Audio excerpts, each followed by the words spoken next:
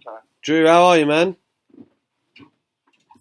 Oh, I told you we get an interview eventually. You're a man of your word, Drew. I'll give you that much.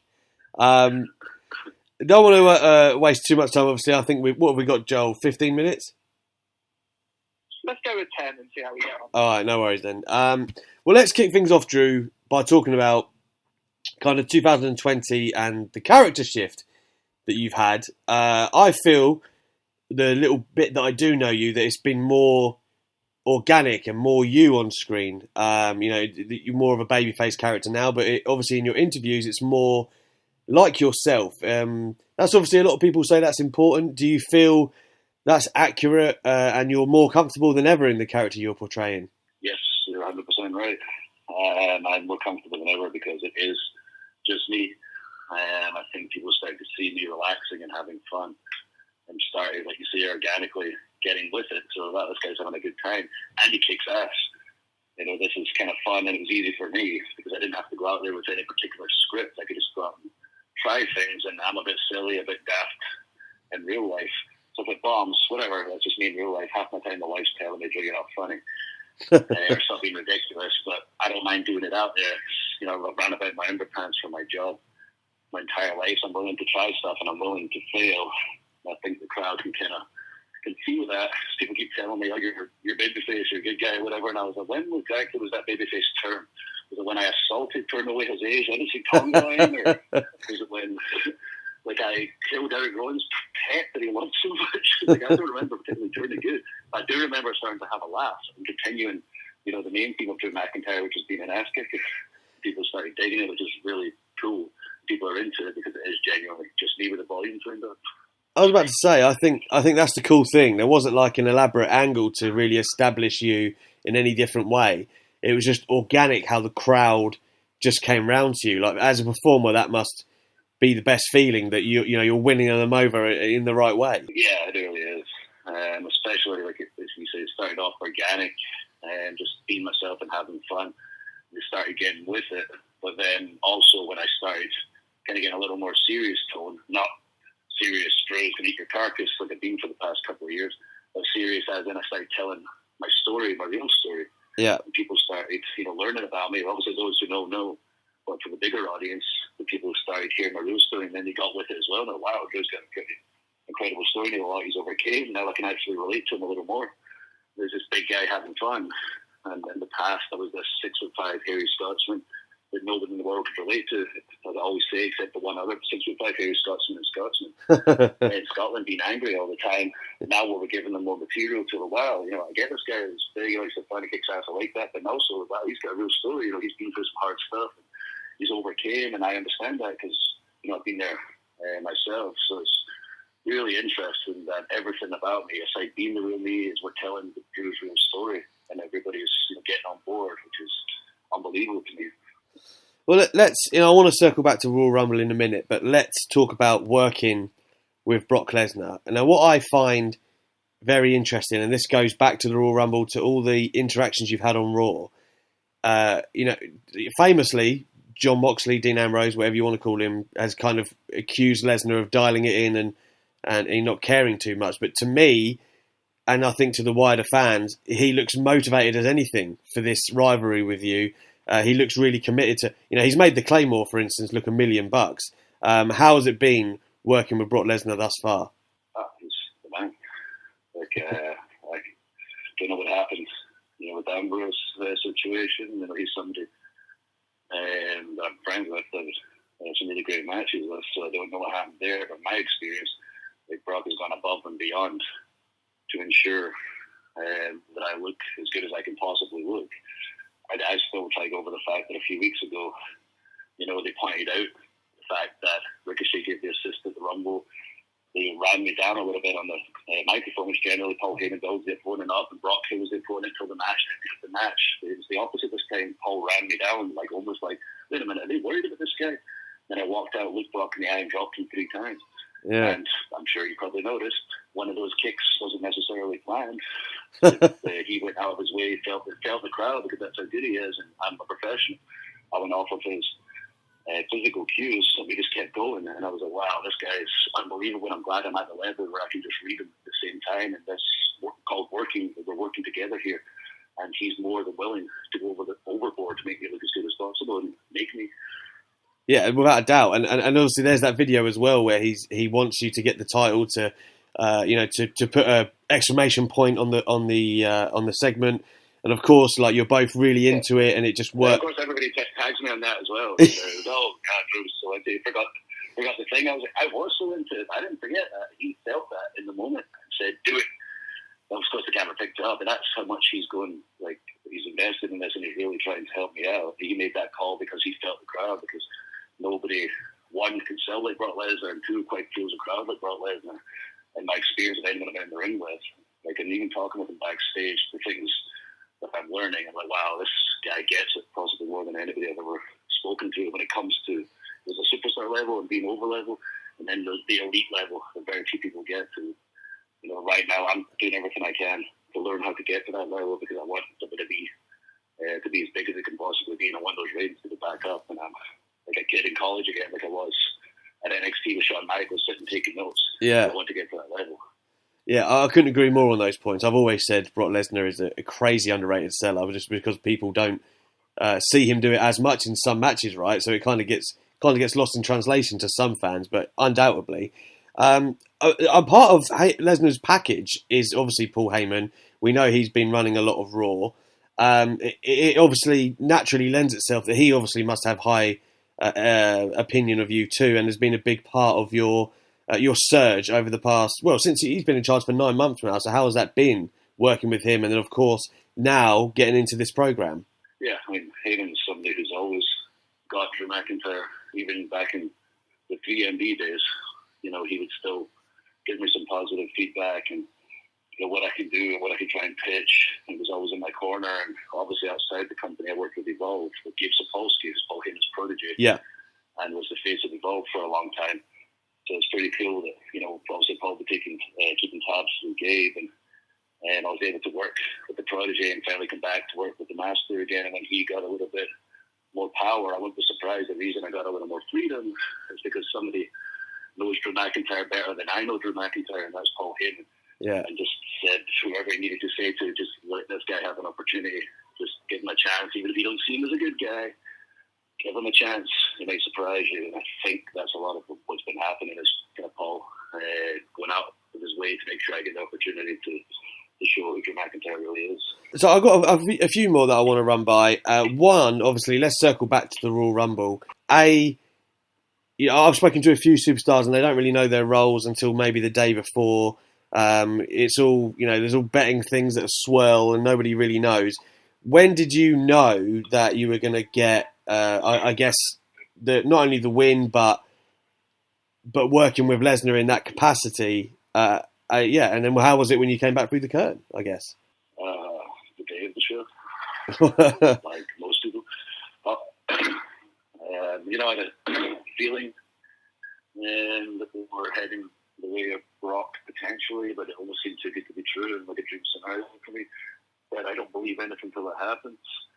Regarding winning it, certainly on the day, but I've said this in a couple of interviews, but I've been winning a few things in my career, especially when I was younger, and that never actually happened.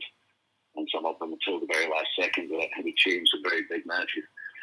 So I don't believe anything until it actually happens.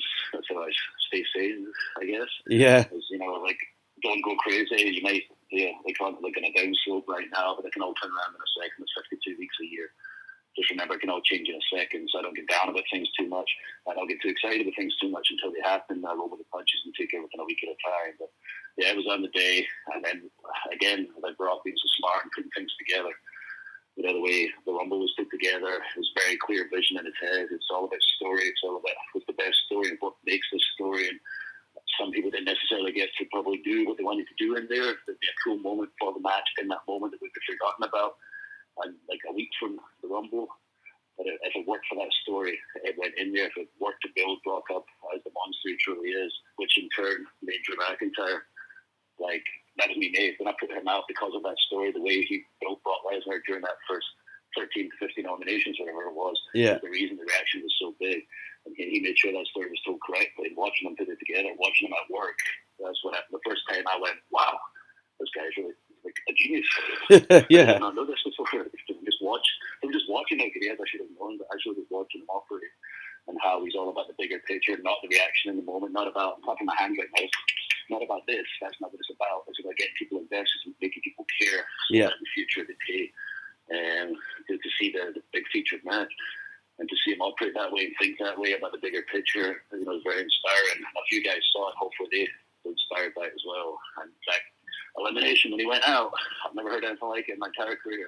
Yeah, it's amazing. Like when I returned to ICW, 1,500 people made a lot of noise. 40,000 people would make a heck of a lot of noise. I will never forget that moment. And when that was towards the end, I remember having that Brock moment was really cool. I think I took everyone's finish about 10 times, putting a black mask up my silly. And then at the end, like when Edge was coming out, I think AJ Styles was choking me in the corner, and I heard the reaction when Edge came out and went, "Oh God." They might be really upset when I win this. And, that's the other thing. It's like, this can go a couple of ways. Like, Ed just returned after 9 years being off. I remember his last match I was on the roster, and that was a really cool moment for me as well as all the time. But at the same time, he's getting eliminated right before me, and people can turn on the match, because we've seen them turn on matches before, especially with the Royal Rumble, if they don't get what they want. Yeah. The fact that they were upset when Edge went out. And then we had me and Roman, which was pretty cool. Roman and I getting back together after everything we went through last year. Big WrestleMania match, and actually eliminating Roman and seeing everybody react just the same as they did when Brock went out was pretty overwhelming. And you can see in the moment where I was about to walk, I was pretty overwhelmed. And that 19 years of all the ups and downs and sacrifices that I always say, not me, like it's hard for us, whatever, but it's really hard for our families. But I've got to keep things running when we're on the road. And that was all question to me that moment. It's everybody that helped me to get to that moment where the CMB guy who played on ESPN last night, Royal Rumble 30, I was in the Battle Royal under the Giant, looking like crap, got eliminated with an afterthought, got fired. 6 years later, fighting Brock. He made a better WrestleMania. Like, it's pretty crazy. That show was on last night. That's why I'm thinking about it right now. It's literally madness. So it's wild. It can happen in 6 years if you work hard enough. I mean, how do you feel about the match now? Because we know obviously the circumstances in the world have made it so that no fans can be there, which is not ideal. But at the same time, this is still a dream match for you, and you must be delighted that it is in actual fact going ahead in any capacity. Yeah, well, for a start, I'm really excited and proud that WWE are trying to give people something to take their mind off of. This work of the pandemic. There's no other way about it. The whole world's suffering right now. Obviously, we've got extremely strict rules of the PC, and we all get checked as we go in, and we're very limited crews, etc. And we're doing everything to make it safe as we possibly can. And I'm very proud that we're still pushing ahead to give everyone that content. And the fact that I still have the match with Brock, the WWE title, it's very exciting for me. And obviously, you always dream you're a kid of the big stadium and everyone cheering, having the family there, and having the wife there. And, it's crazy to think that the fans probably would have been on my side, etc. But again, got to look at the bigger picture.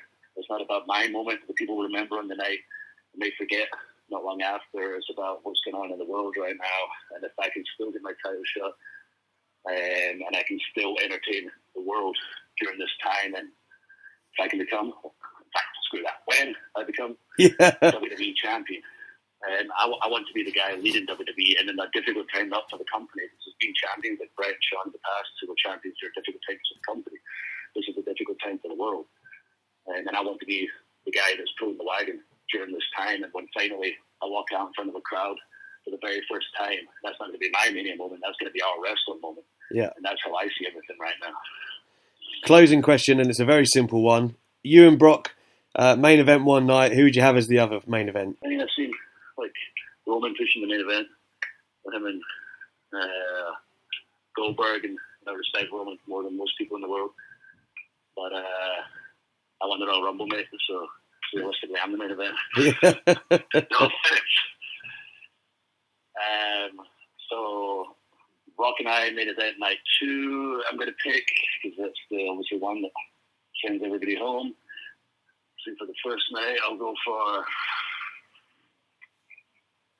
It's so hard because Goldberg Romans for the title,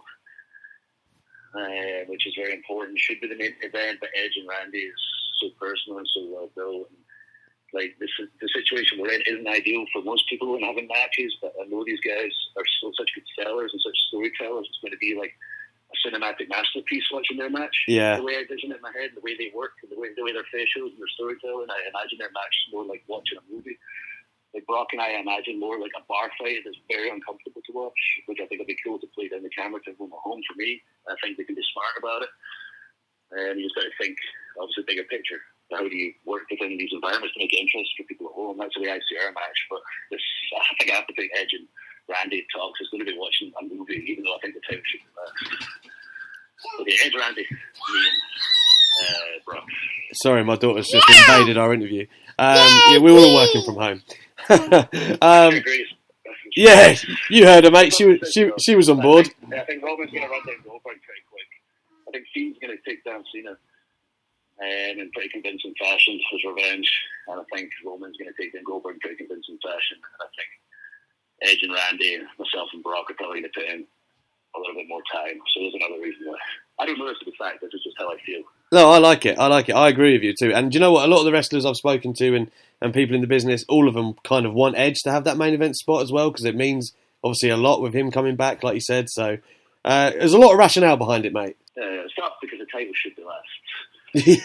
Well, Roman didn't technically lose the title. Like I saw everybody's meme online and whatever. Like Drew wins Royal Rumble, Roman walks out and says, "I'm next." You should have done that, and I was like, that's funny." But realistically, he had the title taken off him. He didn't actually lose it. So you got to remember the story, and he has to tell the story. But just the fact that I think Roman will run him over pretty quick, and the story behind Edge and Randy in the 9 years, and the fact in this particular setting, I think if they're going to thrive in it, that's probably why I put it last. On night one, Brock and I's got night two. Yeah, that's sewn up. Well, Drew, I know I've kept you longer than I really should have, but I couldn't help it, man. Always a pleasure. Hopefully I'll catch you in the flesh. I don't know what's going on with the UK tour. I'm assuming that'll be put back, but hopefully I'll catch you soon, man, when you're back over these ways. Yeah, when it happens, I'll see you soon. And hopefully it's very soon when the world's back on track and I've got the title.